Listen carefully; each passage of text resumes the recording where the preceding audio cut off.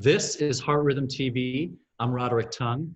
And today we have the inaugural issue of the Cardiovascular Digital Health Journal, which is a Heart Rhythm Society initiative on behalf of all of the emerging field of digital medicine across all areas of cardiology. And we have two co-authors with us today in a featured article from the journal and to discuss the Apple Watch, a validation study versus an actual standard ECG lead. Nabil Sagir and Bobby Kurian, welcome from UT Austin. Thanks, Rod, for having us. We're excited to be here and discuss our paper.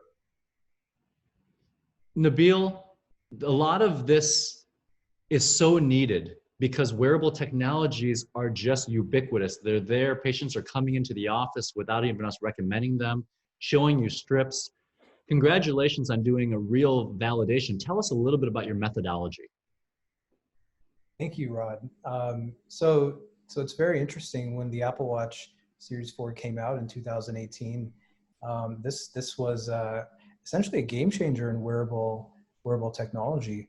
And so when that happened, I immediately talked to Dr. Kurian, and we are both very interested in wearable technology and decentralization of healthcare technology.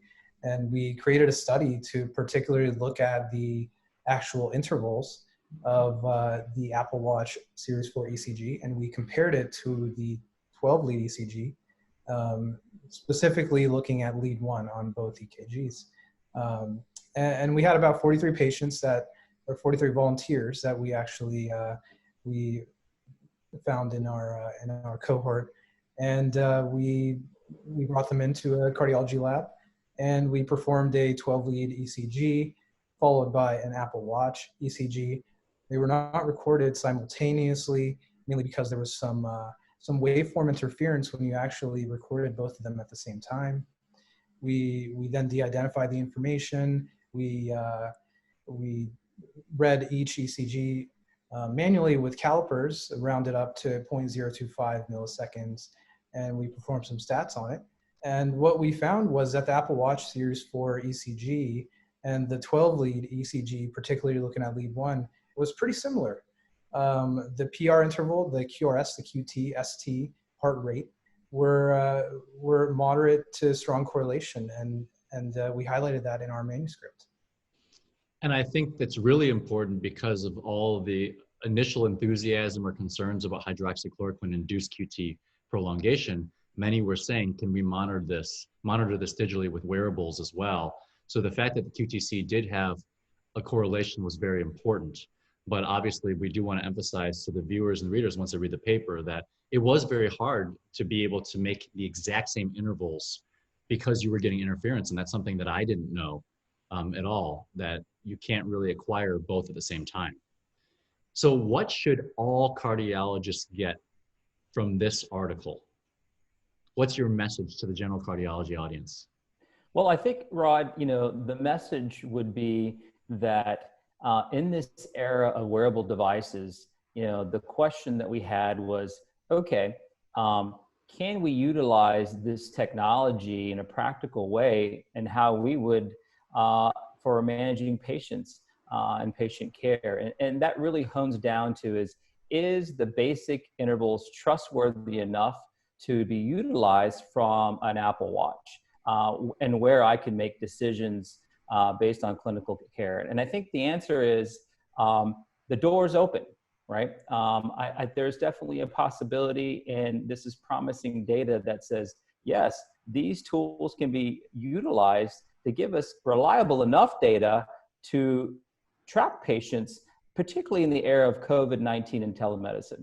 With COVID-19, it's the ultimate selective pressure that has changed how we're going to practice healthcare, particularly with telemedicine. And as a result, we're going to need these decentralized tools like wearable devices that can track ECG, heart rate, blood pressure, and weights, in which are going to act as our surrogates, because I haven't got an inpatient or a clinic EKG in the clinic in the last 4 months, because I haven't seen maybe 10 patients in the last 4 months because of COVID. So we're becoming more heavily reliant on these type of tools, and it's important for us to validate just basic things, in terms of the waveform analysis, and so that we could utilize them in a safe way for our patients and begin to learn how we can integrate them into our clinical practice in a pragmatic way. The last question I had is, the RR intervals had a correlation of around 0.79, but there was a very wide standard deviation. It was like 4 to 113. Can you describe a little bit more of that, of why those RR intervals would change or be so discrepant in some cases? Sure. A couple of our patients did end up sitting up in bed.